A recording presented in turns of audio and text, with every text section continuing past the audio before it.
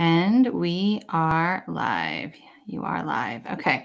So, hello, everybody. I'm Johanna Burkhardt, the Soul Shaman. For those of you who are new to my channel, I am here live today interviewing the beautiful Angela Turpin, who was a student of mine who is now becoming the teacher. When we met, God, I don't even know how long ago it was. No, I do. You signed up with me in January of last year, of 2018, and you embarked on a one-on-one journey with me of really opening yourself up in these wounds. You were pregnant with your daughter, and you didn't want that cycle to continue of behavior, of emotional, of not diving into the emotional and living in the wound and living in the victim and living from that space. And you went on this beautiful journey, and I don't even recognize you anymore because you are a completely different person. And out of this journey, out of the flames of the fire that you walked through, you were able to create the recovery journal. Yes. And it's beautiful because it's Write Your Way to Recovery from Childhood Sexual Abuse. And what I want to say about this is that, you know, for those that follow me regularly, they know I'm all about taking responsibility for our healing and for the things that have happened into our life. And we live in a world where it's a law of attraction based reality. And so a lot of times people get triggered or upset or annoyed when I say things like, we attract who we are, where we are, or, the things that happen to us. But the truth of the matter is these things happen to us because we, at some way, shape, or form, before we chose to come and be humans, decided we needed to go through these things to help humanity, to help the whole. And so had you not had this horrific experience as a child and decided to take your life back and to take responsibility for your healing, this wouldn't have come. And because you've come to the other side of this, you now get to share the wisdom and the beauty and all the things that you have learned and transformed and opened yourself up to the world. And this is you embodying your own teaching and becoming the teacher and sharing it with the world. And you did it in such a beautiful way. So this is just a little intro, and I'm about to share this out to the world even more. But I wanted you guys to know that. And I want to say, welcome, Angela. And I am so very proud of you. Please tell us a little bit about you, for those who don't know you, and abbreviated version of your story leading up to this. Okay, sure. Well, I'm Angela, like Johanna said. I have been on this discovering myself journey for 4 years, and it was not until I got pregnant that the real healing completely started. And I started working with Johanna, and I just started ripping Band-Aids off my wounds that I thought that I had fixed, and I completely did not. Everything that I had ever done was only surface stuff the whole way through. I still believed that everything was external. I hadn't really taken responsibility for anything at that point. So I had gotten pregnant by someone that I hardly knew, because I was in a familiar situation that I had been my entire life. And if it weren't for that situation, I would have never started healing the way that I truly needed to. So I'm really grateful that I ended up pregnant in those circumstances, because it really did open everything up. My daughter now is 8 months old. Actually, today she is 8 months old. The relationship with me and her father has been a wild journey. Number one, because I couldn't let go of control. Number two, I had fears and triggers that I was concerned about that were going on in his home when I wasn't going to be there. I couldn't control what was going on. But now currently, we were actually able to come up with our own agreement as far as visitation and custody goes, which was something that we were not about to do even just 2 or 3 months ago. So even now the relationship has changed drastically. We're getting along. I I just want to so stop you much right has there though for a changed. second, if you'll let me, because here's an important thing that I think that in your journey of healing your own childhood sexual abuse, that when we have children, our children are our greatest teachers. So they trigger something in us. They trigger these memories that, on a cellular level, these emotions that come up, and we call in these relationships for these reasons. And so what I want to say to this is that something was happening between you and him, whatever he was doing with the child, not that he was doing anything wrong with the child. This is not where I'm going, but those worries, those fears begin to arise in us, right? Especially when you were pregnant. So here you are pregnant with a little girl, and your mind's going crazy as you're healing through this process of all the things that happened to you, and the worst fears that you can ever imagine are exploding from that. And it's through this process of healing, though, that you were able to come into that neutrality, because this was a process, and you guys got to this point, not because of luck or because he decided, something changed in him. It's because you did the work and you came into that neutral space and you understood what was happening through your own healing journey. Right. Yeah. So like you called in him, even though, yes, you're like, why him? Why this person? Like, I don't understand. This is like for the rest of my life, I have to deal with this person. And it's like, it happened for a reason. Like, he needed to be the one, and Aubrey needed to be the one. They came here to assist you on your journey, even though sometimes we're like, really, but now, I mean, so much good has come from that. And you guys, in the dedication. So this is the recovery journal. She has this dedication in here. I don't even know what page it's on. I'm just going to read it. It says, "This journal is dedicated to my daughter, Aubrey. Without you, the healing would not have taken place.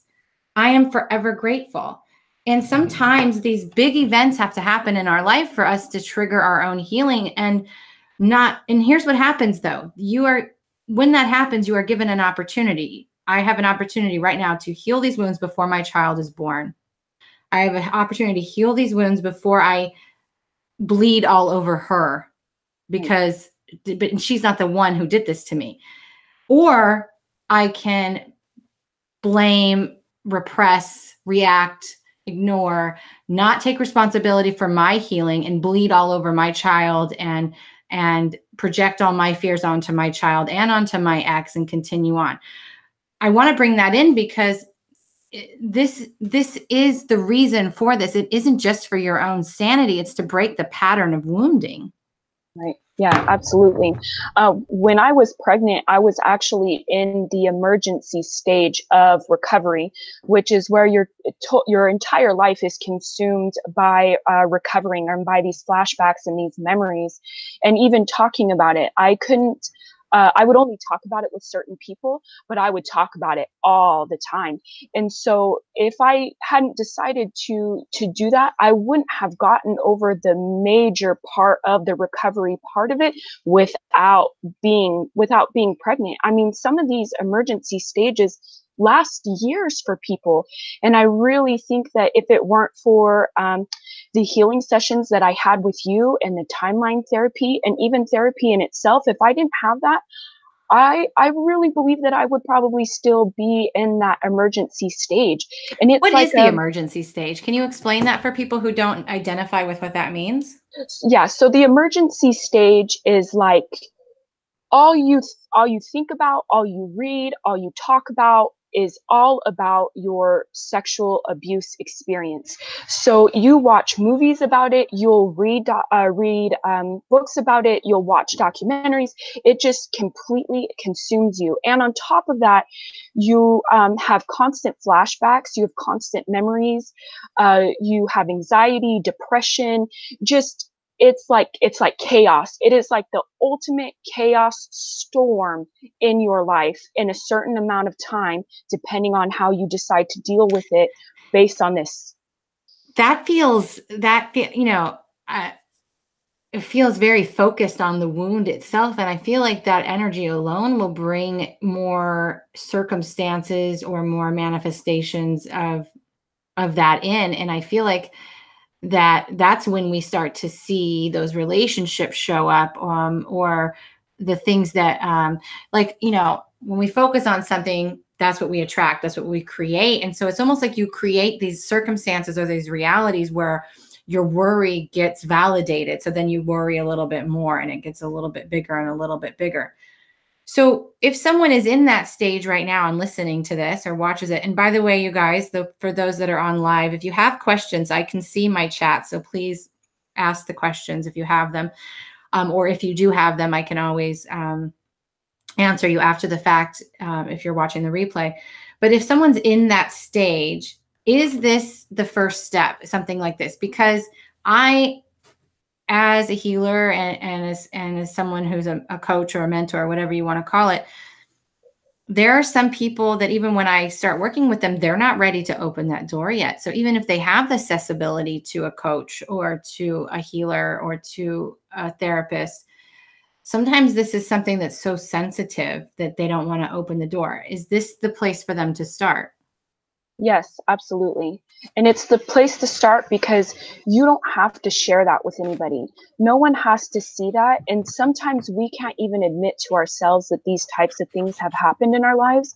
And if you allow yourself to write it, it comes out unconsciously. It just comes out because you're just writing.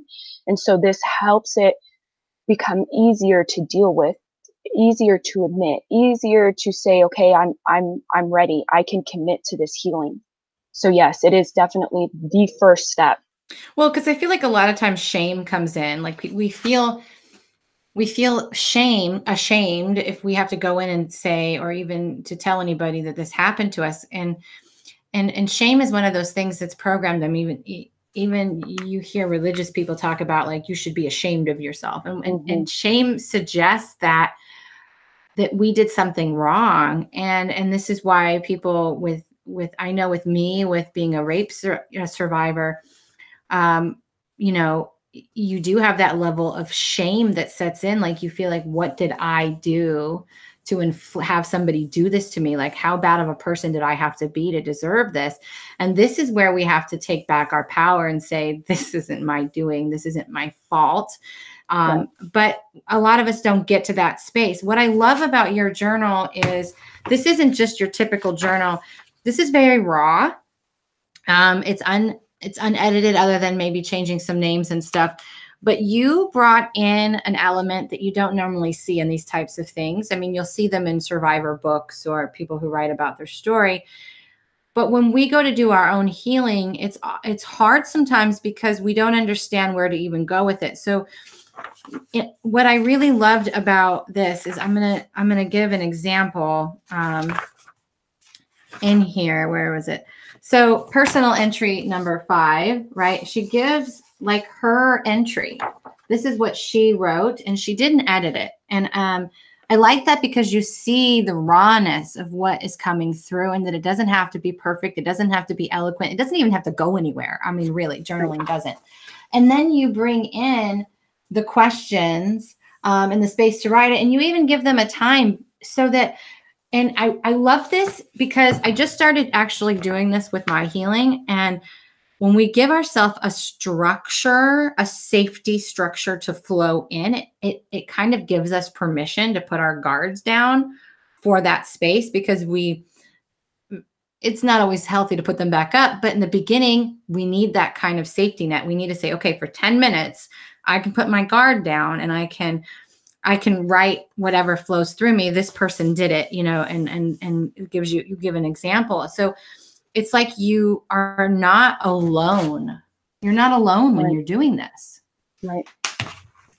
Yeah, I definitely wanted to share my personal entries. And even now when I was editing the journal, when I was looking back and reading those personal entries, I'm not even that person anymore. So to see how much I've grown since then, because when I wrote in those journals, I don't feel that I was as open about what was going on as I am now. So even just if you're afraid to start opening up, I feel like this helps you open up. It helps you start speaking that truth, realizing the things that have happened or the repercussions that have happened because of this abuse. And so even just writing it once, you can always go back to it again and write those journal entries again on your own, because you will open up even more. And I just want to say about the structure part of it. I feel like it gives your brain, right? Because we all have that resistance. We all have that ego that doesn't want us to start healing, to start taking care of this. It almost gives your brain the opportunity to say, all right, we understand what's going on here. We're going to write. We're not going to have any resistance, and we're going to allow you to do that. So it's like it gives you that why behind what you're doing, really. And that's always our hardest part, is that we have to be able to have the answer to the why, even though we don't necessarily need the why. But at the beginning, we think that we do. And I feel like that gives us the answer to the why. Yeah. So I felt like it was necessary. It does help, because in the beginning it is more, you're still very much in that left brain, because, the left brain is, again, where we're figuring out, like, why did this happen to me? What's the purpose of even healing? What is the purpose of even going down back and opening that can of worms?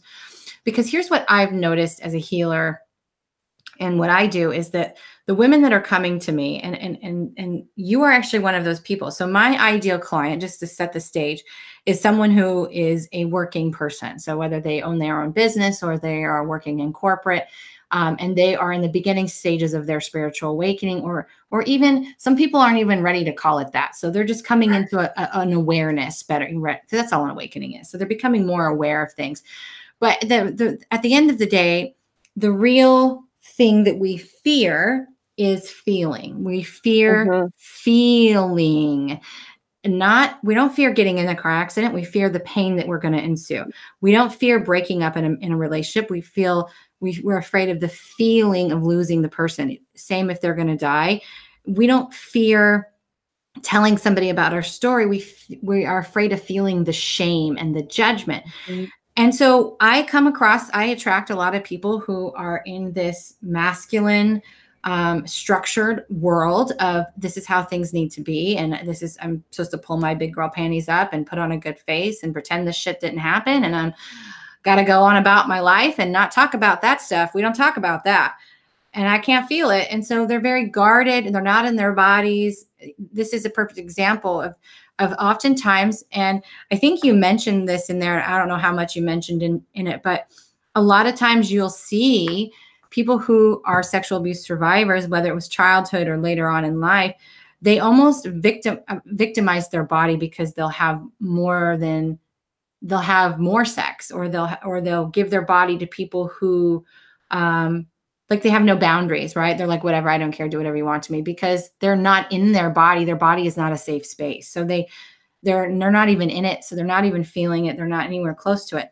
And so what I do is I help people feel in a safe way, because it's when you face that fear of that feeling and you can integrate it, then it's not that the fears go away. It's that you come into more of a neutral state where you can be the observer.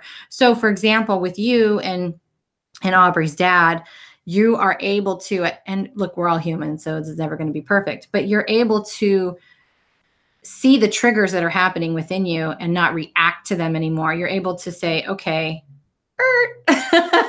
yeah, something's happening right here. Let me rein this back in before I spout out, or before I go and push it down, or try to pull my pants up, or whatever we want to call it. And so can you talk a little bit about the healing itself? Because yes, you journaled, yes, you did the work, and this is the creation of it. This is what happened when, by you coming through this process. But how have you changed as a person through opening yourself up and allowing this to be more public, and having, because you had to tell your mom, and you had to do all these things later on in life that most people don't want to enter into. So how is that whole journey of vulnerability and opening yourself up to this emotion and this wound again? How has that changed you? Like, what is a little bit of that you can share with us? Sure. So I actually had to tell the father of my child. I had to tell my mom. I ended up telling my sister. I told my father. And so just being willing to tell them and open up about it, um, what the before it actually took place, it was the worst experience ever. And then when it was actually happening and my mom was supportive, I was almost in shock. And then a couple of days later, I was like, oh, this is awesome. This is really good. I can tell people just by having that support, it made me feel like it was okay to continue healing. It was okay to speak what I was saying. You know, just having that alone really helped me expand on my healing. So when I told the father of my child, there was no emotion. I hope that you don't take that out on me. Well, that's why I'm telling you. So I hope that it doesn't happen either. So I tried not to have any expectations, because the expectations of telling people, it will hinder your ability to heal, because if someone reacts the way you didn't want them to react, it could end the whole journey. And that's unfortunate, but we just can't have expectations to that. And I know that that's hard, but it just you can't have them. But being able to open up like that helped me. I had to, the father of my child and I, we were at it in court, and I thought that he was going to bring it up in court, and that, you know, he was saying that I was unstable, and I knew that eventually he was going to say that this was why. I had to tell my lawyer, and I wasn't, to me, 2 years ago, I would have never, ever, ever done something like that. So I am more willing to speak up about it. And that has changed. That has helped me step into my power. It's helped me know myself. I trust myself better. And I don't have the same relationship with men that I used to have. So I used to be very manipulative. I used sex as a weapon because, like you said, you pretty much disassociate from your body. And so I don't want to say that this is like all men, but I was like a man. I could have sex with whoever, however, and it didn't matter. And I could leave the next day and not have any emotions tied to it at all. Now I'm aware that I have emotion. I'm an emotional person. I'm an emotional being. I am a woman. I have those emotions. And so it completely shifted into being aware that I am a woman. I have certain womanly emotions that men may not necessarily have. Doesn't mean that they're capable, doesn't mean that they're not capable of it, but I know when to turn on that masculine energy. But most of the time I'm not in it. When I'm working and stuff like that, it's a totally different ballgame. But I have learned to kind of balance the two. Yeah, absolutely. And I've also have opened up, you know, in my eyes, now that this journal has been created. I have an Instagram page. The whole world knows, as far as I'm concerned, and I'm okay with that now. Before, I was not. Even 8 months ago, I was like, I don't know if I can do this. Well, even you and I in the beginning. Perry. In the beginning, it wasn't even easy for you to go into detail with me, and that's why the writing became such.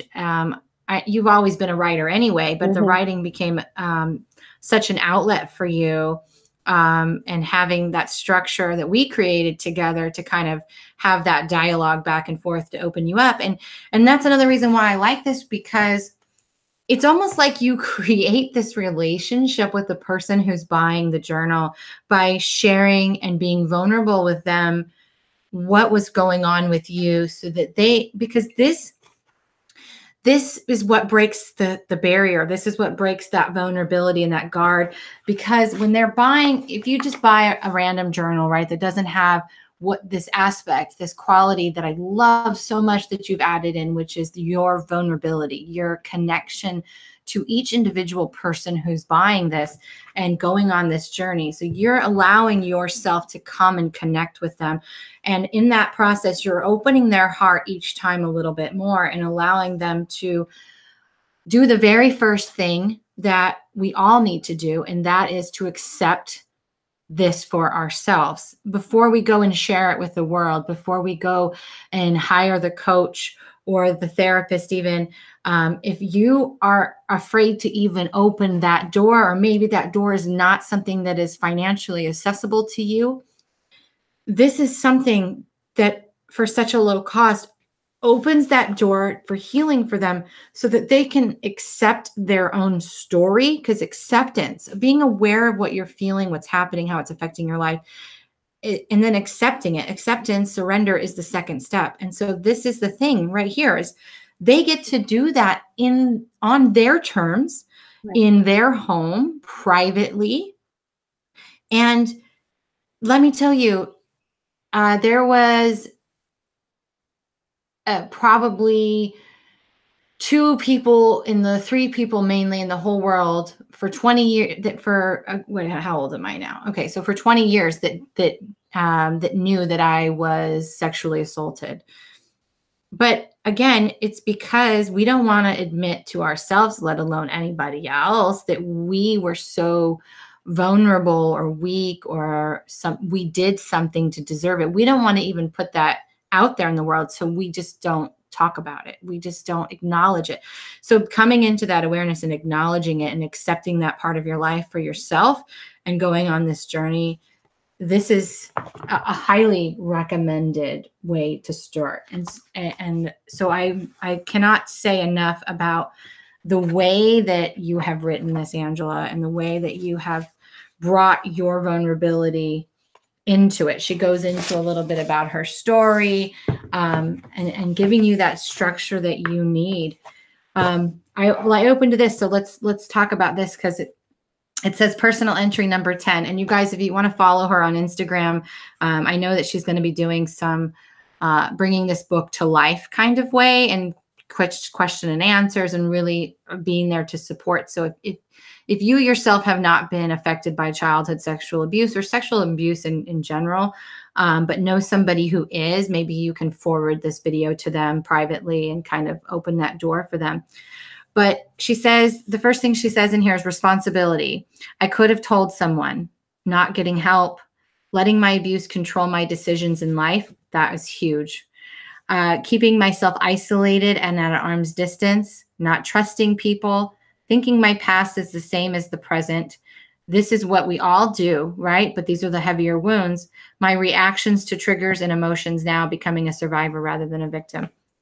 I love that, because when we talk about taking responsibility for something that happened to us, like childhood abuse, this is the responsibility that we have now. We can choose to hold on to it and be the victim and be in that energy, or we can take responsibility and take our power back. And that's what you've done here. Right. Yeah, absolutely. And taking responsibility for your actions after the fact is the hardest thing that you'll ever have to do, because that means that you have to accept who you are as you are. And that's hard. So, wanting to accept the person that you almost reject is not the easiest thing to do, especially in most cases, well, in all cases, really.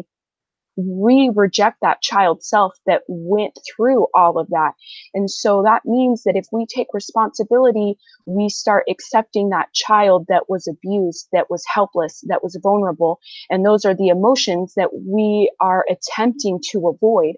And when we start taking responsibility, we just can't go back. We have to start bringing that child self into our lives so that they can grow up, so that we can grow. Yeah. So that's really that really is what happens. And in my case, I had been raped twice, when I had the flashback of the childhood sexual abuse, but I didn't remember consciously for almost 27 years. Oh, wow.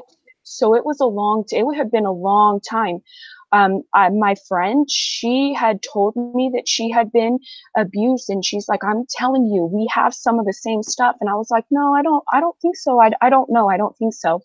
And then all of a sudden one night it was there. And I was like, oh my gosh. I was like, that explains everything. And I told her what had happened. And then I didn't talk about it again. I thought I was completely okay because I just acknowledged that it had happened. And I think it's, well, we disassociate when we're talking about leaving the body. We create every time a wounding happens or something is that we don't want to acknowledge or that we disassociate with or avoid or repress. It's like a piece of us gets removed and fractals off as a whole nother person. It's a whole nother energy. And this is what they call, when we talk about inner children or fractalization, it's the inner child could be you yesterday or last week. It's a piece of you that you are not ready to acknowledge and accept. Right. And let's be real. We all want to be loved and accepted, and acceptance in all our forms is what infinite love means. And so to love somebody means that we fully accept them in all their forms. And you cannot do that in life. You cannot do that with your children. You cannot do that with a partner, with a friend, if you can't do it for yourself. And this is what you were doing by claiming responsibility and bringing that piece back in. And it's funny because when you open the door for the healing, you notice how that came back in, right? And that's showing up because you were ready to accept it. Right. You were ready to acknowledge it. This is why I tell people, don't go digging for it. When you open the door, it will surface. And that's a perfect example of how that happens. Right. Yeah, absolutely. Because at that time, I think I was about 2 years into my journey of discovering who I was and what I thought my purpose was. And then that's when it clicked in, and I was just like, oh, wow. Oh, wow. I was shocked. I always tell people, shocked. Look at your life, look at your woundings, look at all of the things you don't want to look at, and then look at what you're passionate about. And you've found what you're here to do and your mission. Right. And I must say, you don't work for corporate anymore. No, you know what? I have to share this story for anybody that is afraid to let go of their corporate job or is afraid to chase their purpose. I left my corporate job. I had no savings. I had nothing. I left my corporate job. I pulled all my money out of my retirement. I know I'm going to get dinged with taxes later, but it wiped out all of my debt. And so since I have left my corporate job, I've had more money than I did when I was working. So it's just crazy how that alignment works. And then, I get unemployment. And so the other day I was like, well, I don't know how I'm going to pay my mortgage. I'll wait. I'm not going to freak out about it. I'm going to wait. Then the day it was due, the last day that I had the opportunity to turn it in without getting any late fees, that money from unemployment showed up. Bam. Okay. Now I could pay. Well, then I was, on Tuesday, I had ordered the journals and I was looking to see when the journals were going to show up. As I was looking, I was like, oh, well, they'll show up today. The guy is at my door delivering the journals. So just everything has come into an alignment perfectly the second I decided to leave my corporate job. And I left my corporate job for many reasons, but I knew that it was time. I just knew that it was time. And I knew it was time because I asked for a sign. And I asked it to be a butterfly. I want to see a butterfly. Within 10 minutes, I got online on Facebook, and I don't even know why. I wasn't even supposed to be on Facebook. I was supposed to be working. Okay. And I read this article, something that Ashley actually shared, and I saw it and opened it up. Ashley and Yes.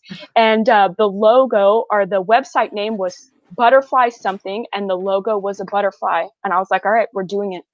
We're just doing it.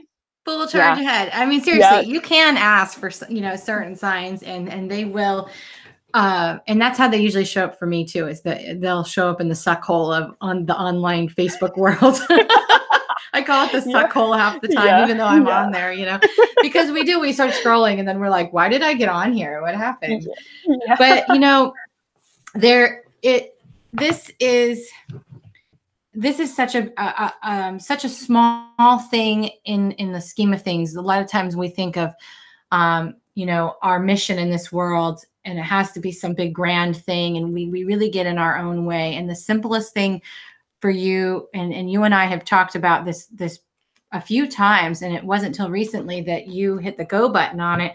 But that's just exactly what you just said, is when we decide, when we make the decision that we can stand in our own light, and that we can share our wounding and share our journey with the world, and it's serving a purpose. I always say there's always a purpose behind our pain, and I couldn't be a shaman, I couldn't do the work that I did had I not gone through the ridiculous things that I have gone through in my life. And it almost, it's not to justify it, but it does show you that instead of them being obstacles or blocks or these stones that were thrown, they are stepping stones, and they're leading us somewhere. And they're saying that you chose to do this because you're standing up for a collective of people that aren't ready to stand up for themselves yet.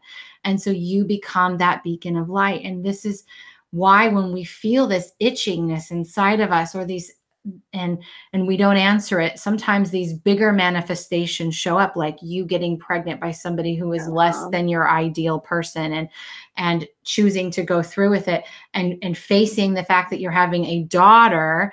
And you know, this was during the time when I was doing a lot of the in-womb healing work, so she got to experience that as well. But going through that phase. And I want to say this about being pregnant, because there's something about that.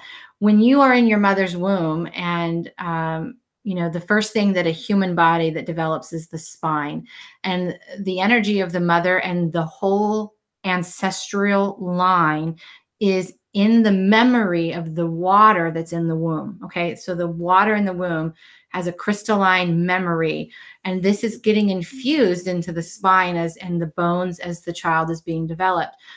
So the freaking coolest thing about this is that you did this journey while you were pregnant, and watching the transformation take place in you, you were changing the crystalline structure of the water and your daughter at the same time. And that is an amazing thing. Like, you were one of the only ones that I've ever gone through from beginning to end during a pregnancy, and seeing that change. And it's almost like I feel like it happened this way for a reason. I feel like your daughter's going to have some really ridiculous, insane ability because of it, you know. But that's the whole thing. When we heal ourselves, we heal the world, we heal humanity, because we stand in our light. Two, we heal our children. Even if they're already born, we heal our parents, we heal the ancestral line, because we came here to break a freaking cycle. We came here to break a pattern and say, enough's enough. I'm going to take responsibility. Yes, I was dealt some crappy hands in my life, but they're not going to be roadblocks. They're going to be stepping stones. And I'm going to stand on top of my mountain, and I'm going to say, this is how you do it. And this is how I can help you. And this is how you can take your power back, even if it means you're doing it in your closet, crying, writing in a journal, because this is the first step in taking your life back. And so for that, you have done a huge thing for the world. Thank you. Thank you. There is something else that I want to talk about pregnancy or labor per se. If I hadn't gone through this healing, labor can be potentially triggering for someone that is that has experienced sexual abuse. Because of this healing, I was not afraid to write a birth plan that said, I am a survivor of childhood sexual abuse. I prefer not to have a male doctor. I prefer the least amount of people in my room, if possible. I prefer that the doors not left wide open. Whatever the case was, there were a few things. I understand if these accommodations cannot be met. I get that, but these are my requests. And that could have potentially gone to everybody on the entire floor that knew that I was in that room. They put one person in, they gave me one nurse, and that nurse stayed with me the entire labor. And when the other women came in that needed to come in, they introduced themselves. They told me who they were. When the doctor came in, it was a woman doctor. She told me who she was, what she was about to do. She didn't touch me without me knowing that she was going to touch me. It was the most beautiful experience that I've had, which could have been potentially triggering and re-traumatizing for me. And because I have healed and was able to speak up, it changed that moment that could have been really ugly, and it is really ugly for some women. So I really did take advantage of that healing during that time, because that really is the start of your relation. I don't want to say all of the relationship, but the physical relationship with your children, it starts right there, because they're coming out. You're going to be able to finally tangibly feel them. That starts everything. And if you don't have a good experience as far as your labor goes, that could totally create a disconnect. Yeah. Yep. Absolutely. And here's the other thing is, even though we cut the umbilical cord, you guys in the energy and healing world, you hear a lot about a cord cutting and things like that. Mm-hmm. But here's the thing, energetically, there is still a cord between mother and child for 3 years. And a lot of people don't know that. It's like this invisible umbilical cord that's still there. And so the state of which you are in for the 3 years after you give birth, one of the things that we got to do and you got to do is the reason why it takes us 9 months to heal from pregnancy, getting back to your normal self, is you've had a whole nother aura, a whole nother energy setting up camp in the middle of yours, right? So your energy has not been your own. It's been influenced by another energetic being. We are energetic beings. We're made of energy. And so after she was born, I did an acceleration session on you, returning your energy to you and separating the two, which is an important thing. And, that you got to experience, and it was for her as well. But regardless, it is a close relationship. We are humans. We came here to have that touch, that comfort, is why it's important to hold babies and not cry it out and to snuggle with them. Think about it. We are the only beings that come out and can't take care of ourselves. Right. I mean, horses, they come out and they're off and running, right? They get their feet about them and then they're off and running. We are the only beings. Why? Because we came to experience the physical acceptance, the physical love, the physical touch, that connection. We came here to freaking connect.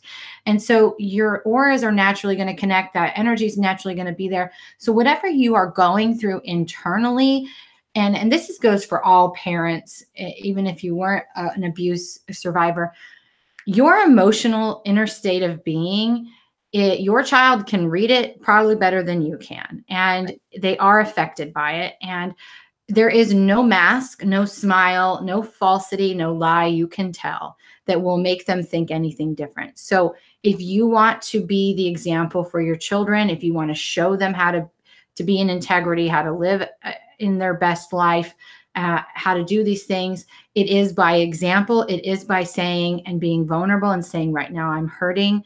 Right now, this is what's happening, and showing them how to take responsibility for their emotions and how to process them in a healthy way. It is freaking being vulnerable. Vulnerable and emotional is the new strength. If you are repressing and hiding and pretending that life is okay, that is weak. And this is the paradigm shift that needs to take place in the world today.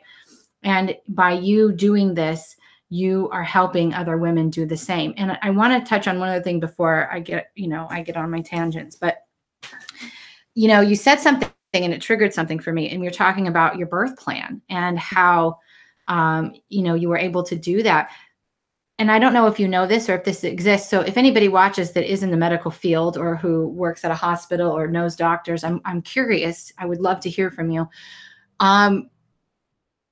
When you're going through this process, is there a box that says, are you a sexual abuse survivor? Or have you been sexually assaulted? Is there something on there that they could do to indicate or to tap them off that there's something there, and then a whole nother plan could then be put into place? Is there, when you were doing all, listen, it's been 12 years since I had a baby, so I don't know. Was there anything on there that said anything like that? Yes, there is. And you know what, before they ask you when you go to the doctor, when you start having all your checkups, I put no. Did you? Yep. So it goes that deep where you aren't even willing to admit it to the doctor. Yep. Absolutely. So that, wow. So that creates a problem, right? At that point, I hadn't necessarily started healing. Even though I did have the flashback, I still put no. So many women do the exact same thing that I did because they don't want the questions. They don't want the sympathy. They don't want the crying, the potential that they're minimized, that someone doesn't believe them. There are all these thoughts and all these worries that go behind it, that you will put no to avoid the conversation, especially with someone that you don't know, right? You don't really know your doctor. Yeah. You don't really know the nurse practitioner that you might be working with. You don't have that type of rapport with them. You see them once a year. I mean, in my case, I have never been to the doctor so much until I had gotten pregnant. So you maybe see them once a year, depending on your situation. So yeah, I put no. So it wasn't until I started healing that I was like, no, you guys need to be aware of this, and you need to be aware of it because it potentially creates problems for everybody. And it's not the doctor's fault. They may not know. Yeah. And so that's where the problem is that it's normal for sexual abuse to happen, whether it happened to women or even men in their childhood or as an adult. It's taboo to talk about it. And so that's where it needs to shift, is that we have to be willing to talk about it. And if we aren't willing to talk about it, we can't fix these types of problems where women are saying no, even though the doctor really does need to know. The doctor has to know.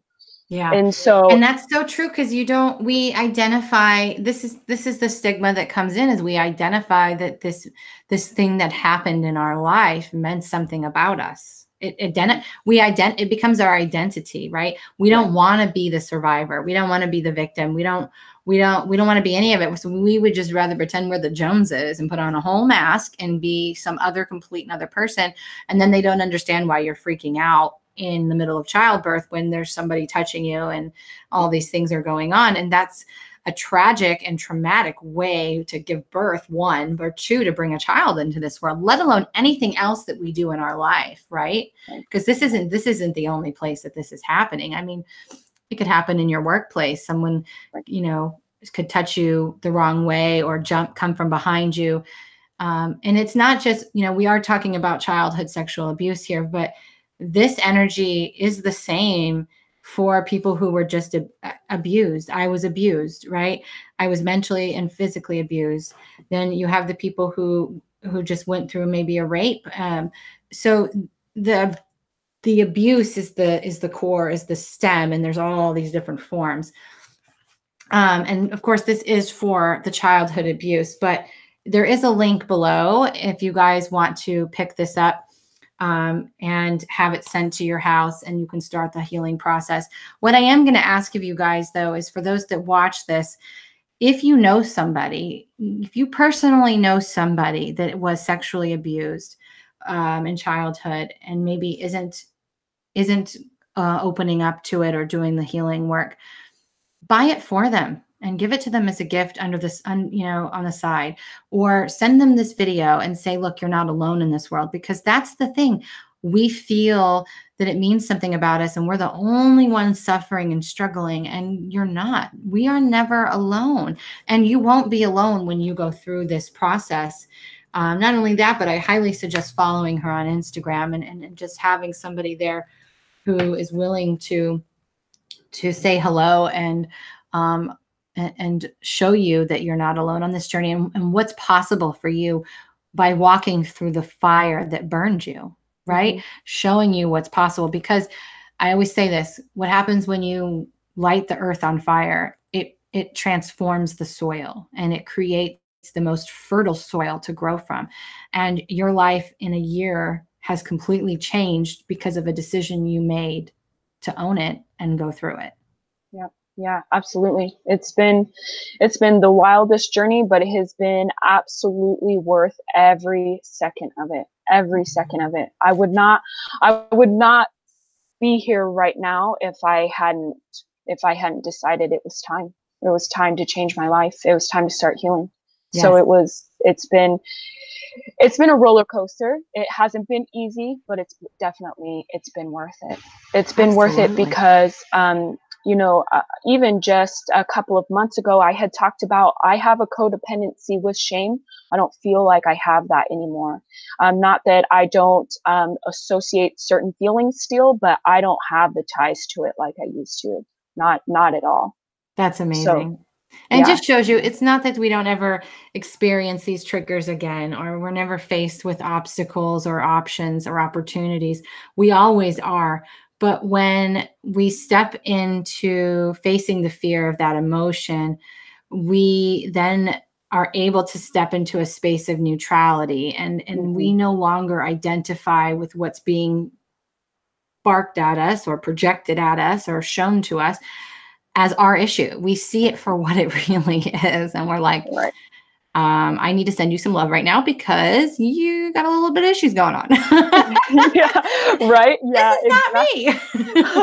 Well, even when my mom shared the journal on her Facebook page, and I saw it, and I went, oh my God, everybody's going to know now. My family's going to know. All her friends are going to know what's going to happen. She's going to start. And I was like, we've got some fear with that. And I was like, it's all right. It's time. This is what you wanted. And I was just like, all right, that's cool. I know that stuff's there, but we're not jumping down that rabbit hole. That's completely unnecessary. Right. Because eventually you know that stuff exists. You know that you can potentially be triggered. You know that speaking your truth causes other people to be triggered, and it may cause chaos. You have to decide whether or not you're going to jump in that chaos. You don't have to. And I do see you speaking about this more with other people. And so I am going to put that out there as we wrap this up. If you are somebody who knows of a platform where Angela could share this recovery journal or her story, and reach more survivors that are out there that feel like maybe they're alone, that maybe aren't ready to come out of that, the wound closet, I guess we can call it. So if you know those people, reach out to me, let me know who they are, and I can get them in touch with Angela. You can learn more about her on her Instagram. The link is in the description of the YouTube channel. And she is also the founder of asfreeasyousee.com. So I highly suggest that you visit that and follow her, and do yourself a favor. If you're suffering from childhood, if you're still in that wounding, if you're trying to do the healing, or know someone that is, take a moment and order this. It's a very inexpensive way to begin your healing journey. And this just shows you the power of walking through the fire of your wounds. It's not always as bad as it seems. You see, she's here. She's still alive. She made it. And she's better than ever because now she gets to shine her light. So yes, we go through it sometimes, but we go through it for a purpose. And what we find is that we were there all along. You found yourself, you returned to yourself, you accepted yourself and your journey. And because of that, you stand whole with your light shining bright, saying, here, let me show you how I can help now because I've been there. And this is what we're asking the world to do right now. It's just take responsibility, do the work. And it, at the very least, if you're not out going to go create something with it, live it, embody it, because that's the best thing we can do is be a living, breathing, walking example of the right thing to do. Right. Yeah, absolutely. No matter what, it all starts at home. And it affects everybody when you start at home.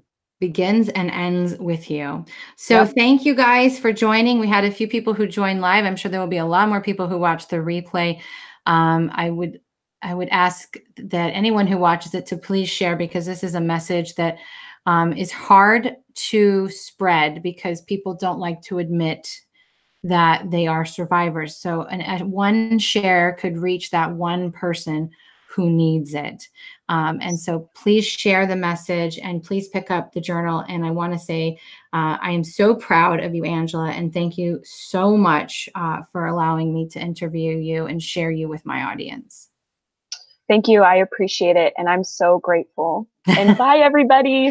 Bye.